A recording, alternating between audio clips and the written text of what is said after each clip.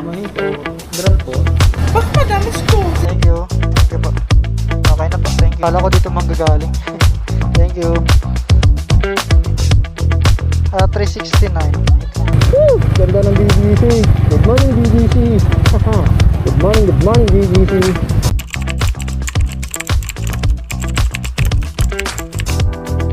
Ano yung customer ko? Good morning po. Ma'am Lia po. Para kay Erlyn. Thank you po. Salamat po. Yan mga tol. First booking yung araw. Pick up na natin.